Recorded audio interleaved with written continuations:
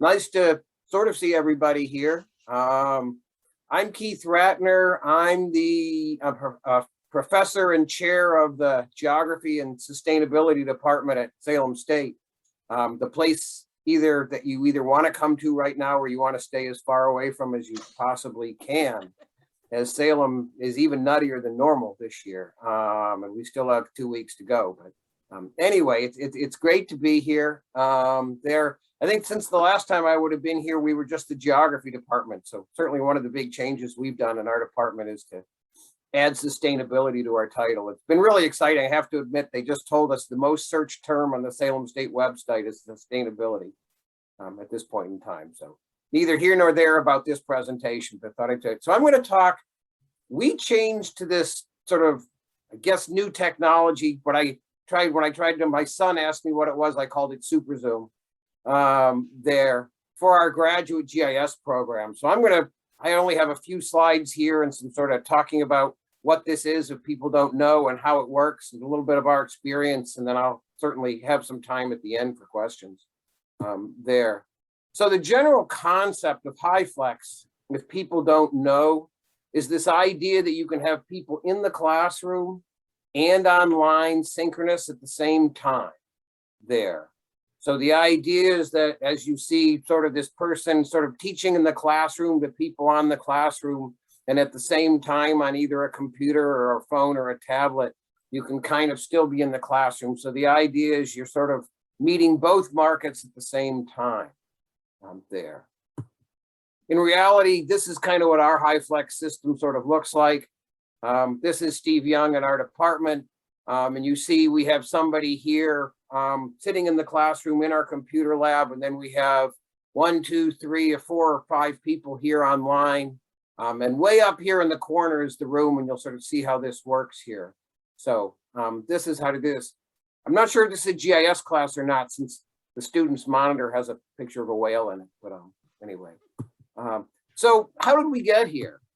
So fall 2020, our grad student enrollment was lower than it had been, and we were sort of concerned a little bit. I mean, we weren't sure. Obviously, the pandemic last fall made everything sort of, it was hard to know why anything kind of happened, why it did, but we still sort of were thinking about this. Most of our grad classes, GIS classes, were still in person there. We tended to split them. They were small and tried to be in a big room. So, and we didn't know whether that was sort of helping or hurting our program there. But we certainly got some inquiries from people who are away, interested in remote learning, whether either because of sort of COVID concerns or people, we've always kind of had a fairly international program, and some people who are further away, just saying, could they get involved in the program?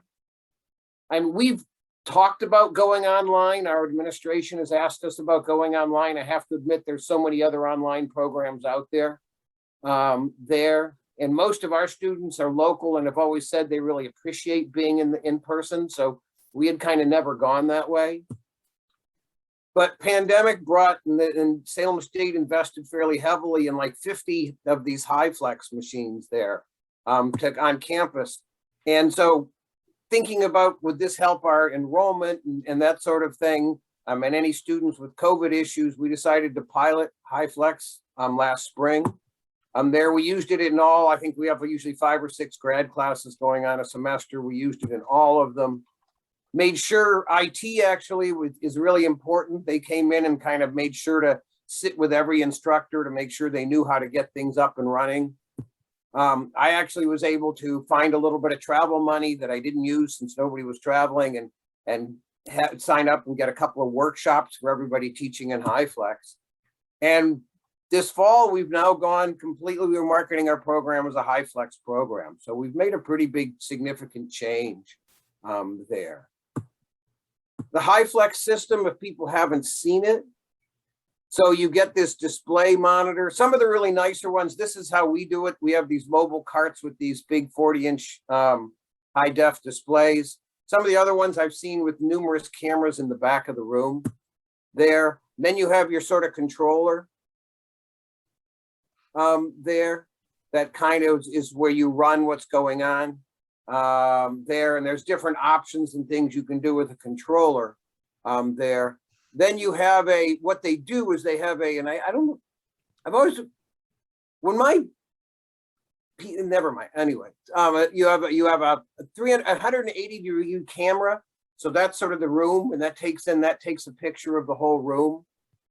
And then you have a special microphone and speaker that supposedly picks up everybody talking or allows you to hear people on the other end. So these are all the kind of 4 components of a high flex system.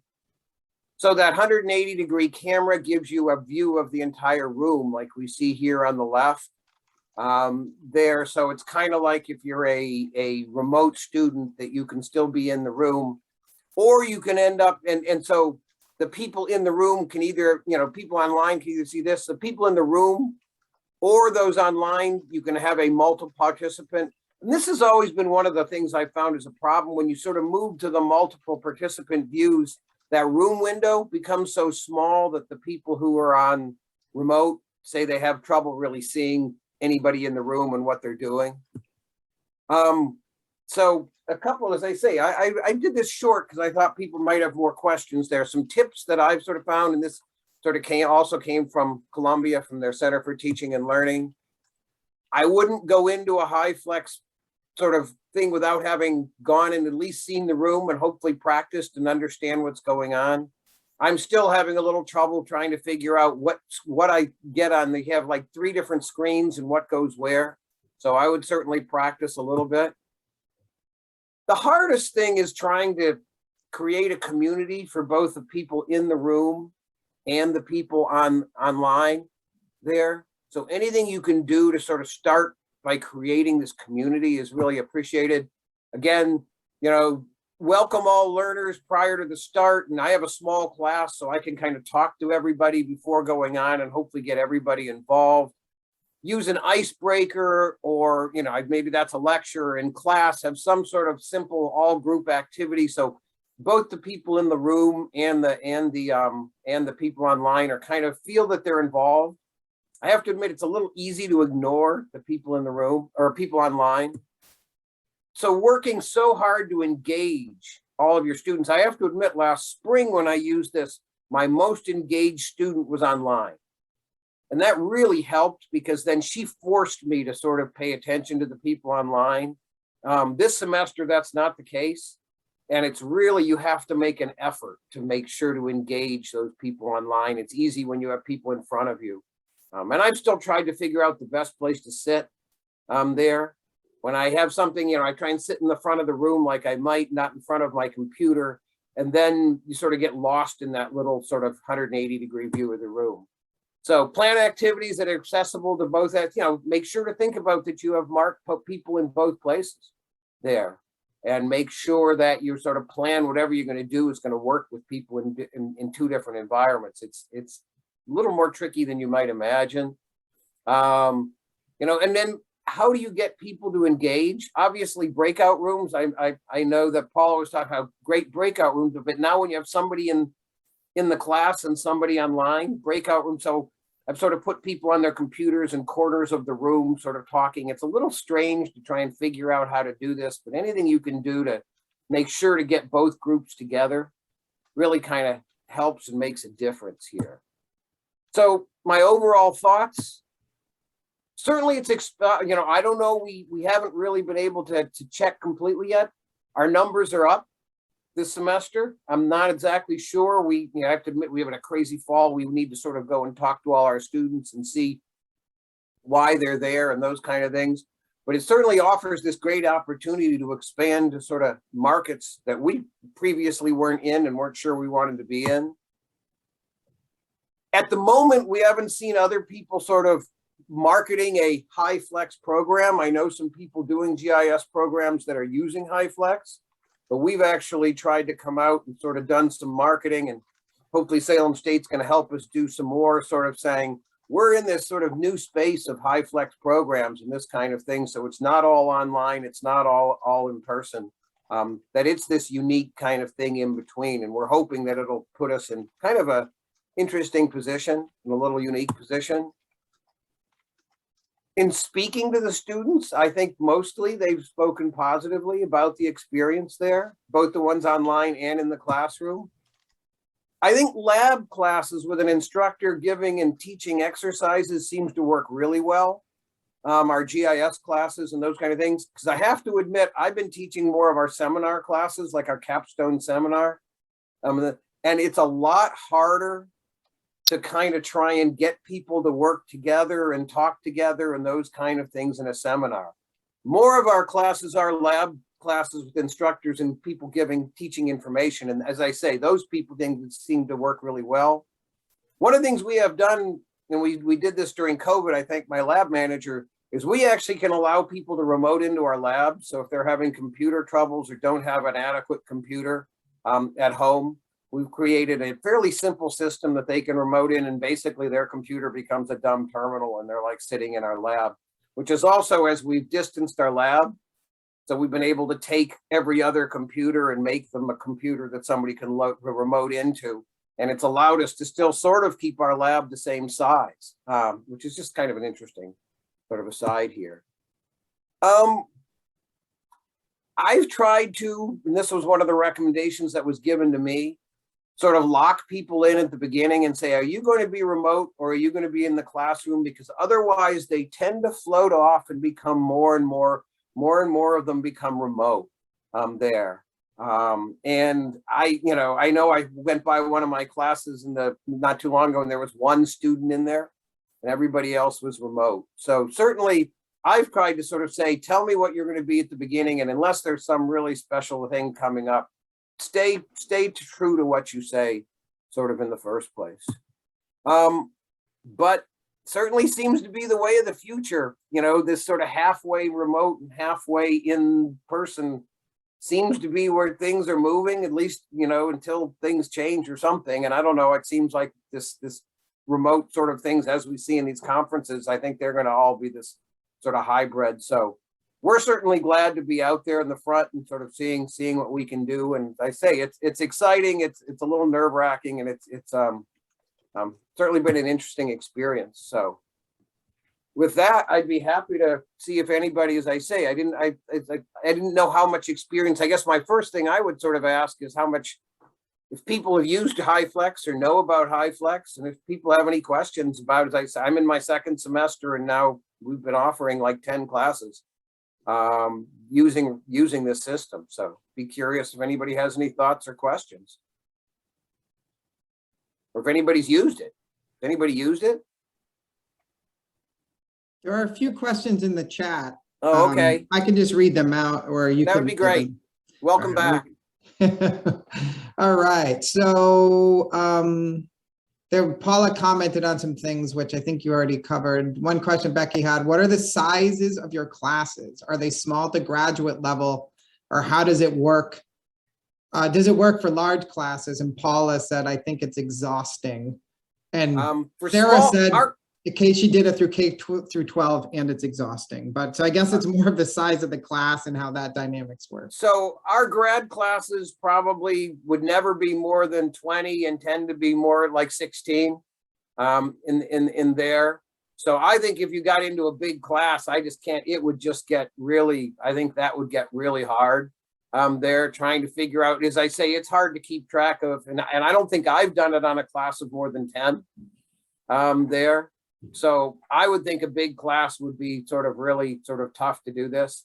And it is sort of exhausting, sort of, as I say, because if you want to share your screen, so you have your computer up in front of you, so you're kind of doing things and you're in front of your screen, and then I kind of move in front. So I feel like I'm sort of dancing in front of different places and trying to decide where to go there. But with the smaller lab classes, it seems the instructor seems out front and then can actually sort of look at people and what they're doing. Yeah. Yeah, I just saw that from Katie. Yep. That would be a good idea. Any other questions there? The other idea, a comment was about creating community. Like, how does that work, right? And it's interesting. I mentioned this to the NEARC board, and some of the technical podcasts I listen to for my Mac dorkiness, they have people that are on there that are very specialized in like video production and events. And so they've had conversations about, you have the in-person, you have the full remote, you have the hybrid, but he's like, there's another one that exists that probably will be the dominant, which is digital first, meaning that he said a lot of big events in the future may be, we're going to assume that everybody is joining this digitally. If you're sitting in a room by yourself digitally, that's great. If you want to gather in place to have some sort of connection in the real world, that's fine. You can also participate digitally, but we're not going to try to expand it out to do a good hybrid when we have, like, I don't know, with Esri's conference, right? What was there? Supposedly 60,000 people, or how could you possibly do that? So there's interesting to think about. It sounds to me like this approach is the most sophisticated I've seen so far, even from the technology standpoint, but it's still the bridging the gap between the in-person and the remote. And that digital first concept is something I hadn't heard before, but it'll be interesting to see how that evolves. See, I could see that in a presentation or a conference, but not in a class. Yep. You know, again, the reason and it's been 10 years the administration's been beating on me to go online with this program. And I was sort of, because our students, they work together. Our lab is we were talking about community. Our lab is kind of where the community gets built, and the students sitting there and working on things together by the, in the lab and that sort of thing. So I'm not sure, I think you do sort of lose some of that. I have to admit, it would have been interesting to bring somebody. I've talked about the capstone classes and the seminars. I have not actually used this to teach people actually doing labs and exercises. And I think the two are very, very different. And those people seem to have a very different experience. I'm going to go look at the chat. I have a suggestion for you. Yeah. I think that you can get community in the seminar type classes if you give them spaces to work together. And by that, I mean, if you create jam boards or other kinds of similar spaces where everybody can write and put their ideas, and then they bring it back to the discussion space together, you can get more of a sense of people working together. And I also found that for these hybrid classes, that using Slack as well as your learning management system really made a big difference to help kids keep conversations, or then you could send them and say, here, go find information about X, post it on there. Everybody comments about what people found, that kind of thing. And so that's a useful technique. Yeah, it'll be, as I say, and I'm in with a capstone class of 7 or 8 people. I have to admit, we're doing a project for the zoo in Boston. Had a site visit last time, and they all actually came after, and not all of them made it to the site visit and said, we need to put the project together and as many people who can come to class next week. Let's hope we can do that. I think we'll be able to really put this project. So what's interesting, that wasn't my comment, that was the students' comment yesterday. That when they really wanted to sit down and sort of negotiate, do something, they wanted to all be in the same room. Yeah. There. We have one more question then, and before we have our first break. Oh, we can't hear you, even though it says you're unmuted. Oh, what now? There you go. Yep. Sorry, I didn't know that my mic was working. So the digital first idea that you gave me remind me my experience, because I tried digital desk, which didn't work. It didn't help me to create a community. But then I said, okay, even if you're in the classroom, I want you to just log into the Zoom and open your webcams if possible.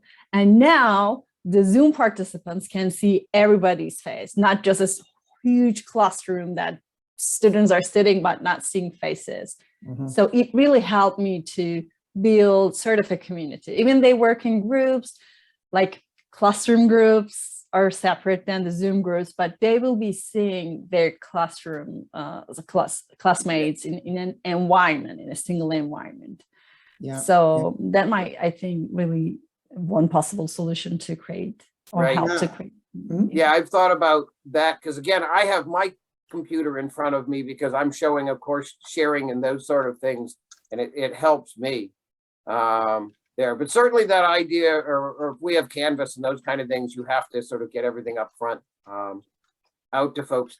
My biggest, as I said, has anybody used HiFlex? If you haven't, my guess is certainly in a higher education thing, the chances of it coming your direction probably fairly soon. As I said, I think Salem State, who isn't exactly rolling in the money, bought 50 of them or something like that, really seeing that this is the direction that things are going. So if you haven't seen this, you know, I think that is a good chance. And I haven't seen there must be other systems similar, although HiFlex seems to be dominating the market. Keith? A lot of places think that, or some places think that HiFlex actually means students can choose at any time which mode they want. We call what you're doing hybrid, and we get no additional equipment. It's what's in the classroom in any normal podium classroom, and half your students are at home and you wing it. Right. You know, again, it's sort of, as I said, as my son called, I called it to my son Super Zoom. You know, it just really gives you the extra the room camera and the room microphone to supposedly sort of share in doing both. Yeah. There. Yeah. Well, and it's interesting thinking about too the different motivations for different institutions, right? Like, and how is the most important thing to bring in more students? Do you want people to be in person? Like, why do people have to be in person, or how much does it enhance their experience? I know UNH is a research one institution, and having physical bodies on campus is really important to the business model. And they went out of their way, like they spun up their own COVID testing lab. I get tested. I find out 4 hours later what my results are. I mean, it's very sophisticated, but they did it intentionally, because they had the molecular biology resources, but also from their business model, they want people to be on campus, right? And so in some ways, the more options they have for bringing in, it expands their markets, but it also might dilute the reason for coming to a place like UNH. So I think it's fascinating, and this has been really interesting discussion all around. We have time during lunch. We also have the educators roundtable at the end. And I know you started late, so I want to give you a few more minutes, but I also want to make sure everybody stands up and walks away at some point. Okay, But I go just ahead, had Keith. I had sort of two last points, and that it's interesting. So as I said, our grad program's always been international, which is a little more troublesome at this point in time. So I did have 2 African students dying to come, all accepted and those kind of things, whose visas didn't go through.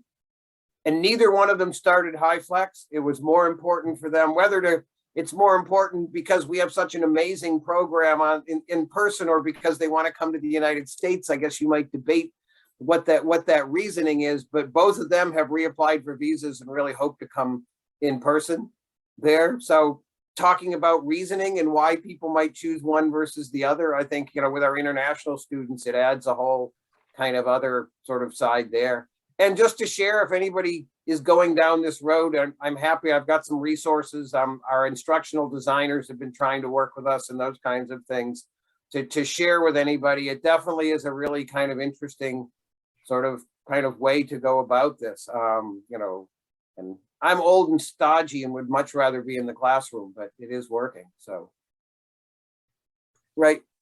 And interesting, I saw people of the quick debate. I wasn't seeing all the chat here about requiring cameras to be on, which has been, I'm sure, everywhere a big debate. And again, we just have enough students who are sitting at work or something and doing it on their phone, or don't have good internet connections and that sort of stuff, that it really hasn't been a requirement. But it certainly is nicer teaching this way, I will admit, if people have their cameras on. I don't know if other people have thoughts, or that might be a conversation later. Right, I agree. There are just some students who can't do it. So anyway, thanks. It's nice to talk to everybody and hopefully show you something that I think is, again, we've sort of bought in pretty big time, and I think you may see in the future if you haven't seen it already. So great, thanks.